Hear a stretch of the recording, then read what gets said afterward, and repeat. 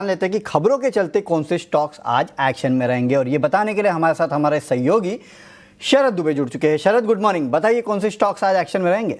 Good morning Varun. बहुत सारे macro announcements आ रहे हैं तो उस पर भी फोकस करेंगे और बहुत सारी कंपनीज क्लैरिफिकेशंस दे रही है। कल भी हमने देखा टैक्सेशन के इश्यूज को लेके, अभी स्टारल पे भी नजर है। थोड़ी सी एडवर्स न्यूज फ्लो है। स्टारल पे अगर बात करें तो कंपनी ने क्लैरिफिकेशन दी है कि जो भी क्लेम सेटलमेंट इश्यूज हो रहे हैं वो जो है क्लरिकल नेचर के या कंप्लायंस के थ्रू आ रही है और आईआईडीआई से अभी भी कोई कम्युनिकेशन नहीं आया है। इसके अलावा केबल वायर स्टॉक्स पे नजर रखिएगा। कॉपर रेट्स जो है ग्लोबली अपने रिकॉर्ड हाई लेवल्स को टच कर गए हैं।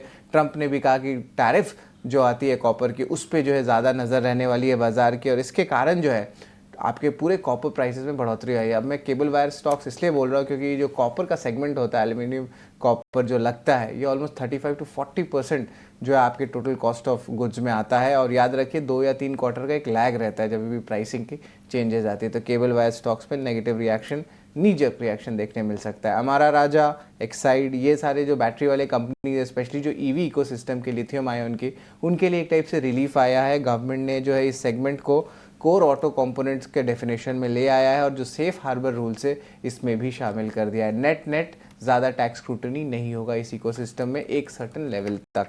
अगर बात करें एफएमसीजी स्टॉक्स के लिए तो इसके लिए भी पॉजिटिव न्यूज़ फ्लो है। रशिया और यूक्रेन की जो हॉस्टिलिटीज़ है ब्लैक सी में, वो धीरे धीरे कम हो रही है और ये बड़े अनाउंसमेंट जो है गवर्नमेंट से भी आने लगे हैं। अब इसके कारण मैं इसलिए बोल रहा हूँ क्योंकि जो सनफ्लावर ऑयल है वो one of the largest imported materials है, इंडिया में आता है और एक टाइप से आप कह सकते हैं एक रॉ मटेरियल होता है इंडिया के एफएमसीजी कंपनीज को लेके। तो सेंटिमेंटली पॉजिटिव न्यूज़ फ्लो है। एनसीसी 10,000 करोड़ का ऑर्डर बीएसएनएल के द्वारा आया है। एनटीपीसी ग्रीन की बात करें तो 100 मेगावाट कैपेसिटी का जो है 320 मेगावाट का सोलर पीवी प्रोजेक्ट आया है। आयरेडा ने जो एक बड़ा बोरोइंग प्रोग्राम भी अनाउंस किया है, लगभग 30,800 करोड़ रुपए का, और इस स्टॉक में भी जो है हमने वॉल्यूम्स भी अच्छे मूवमेंट देखे पिछले 2 से 3 सेशन में। आईआरएफसी 5,000 करोड़ का लोन एग्रीमेंट किया है एनटीपीसी रिन्यूएबल एनर्जी के साथ। वही फेडरल बैंक पे भी जो एक इंपॉर्टेंट न्यूज़ फ्लो आई है जहाँ पे इन्होंने 4% स्टेक लिया है एजीएस फेडरल लाइफ इंश्योरेंस में। टोटल वैल्यू लगभग 100 करोड़ रुपए का है।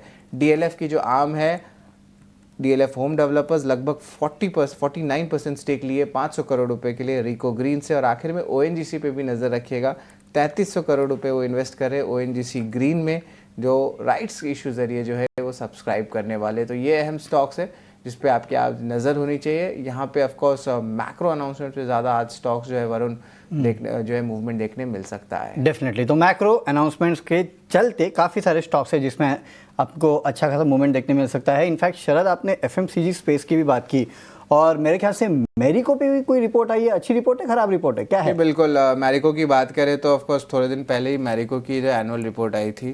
लेकिन जो क्या चेक्स आ रही है तो थोड़ी सी कॉशियस टोन पे आई है, ये मैं बता देता हूँ। और यहाँ पे अगर बात करें तो मैरिको की जो रिटेरिएट किया है बाई, टारगेट प्राइस रखा है वरुण 775 रुपीज़ का। मॉडलिंग कर रहे हैं 11 से लेकर 13% का एक म्यूटेड जो है रेवेन्यू ग्रोथ देखने मिल सकता है।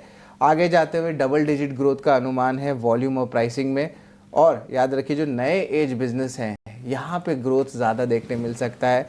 और ओवरऑल जो पैराशूट कोकोनट ऑयल है उनका one of the main products है, यहाँ पे लगभग 5 से लेकर 7% जा सकते हैं। जो वैल्यू एडेड सेगमेंट है वो थोड़ी रिकवरी देखने मिल सकती है। यहाँ पे आप याद रखिएगा डिमांड स्टेडी है, लेकिन फिर भी 15 से लेकर 20% तक का प्राइस हाइक्स ऑलरेडी आपको देखने मिला है पैराशूट और सफोला दोनों सेगमेंट में। जो नए सेगमेंट्स की बात करें तो प्लिक्स और बियर्डो यहाँ पे अच्छी ग्रोथ आ रही है। क्विक कॉमर्स बहुत छोटा है लेकिन सिर्फ 3% इंडिया के सेल्स का है। हालांकि जो शॉर्ट टर्म में अभी भी कमेंट्री वीक है क्योंकि इनपुट प्राइसेस अभी हायर साइड में है और कोपरा एक टाइप से इंपॉर्टेंट रॉ मटेरियल होता है जिसके दाम अभी भी बढ़े हुए हैं। तो ऑफकोर्स ओवरऑल देखा जाए तो कॉशियस टू नेगेटिव जो है ये ब्रोकरेज टेक आया है मोतीलाल ओसवाल का मैरिको पे।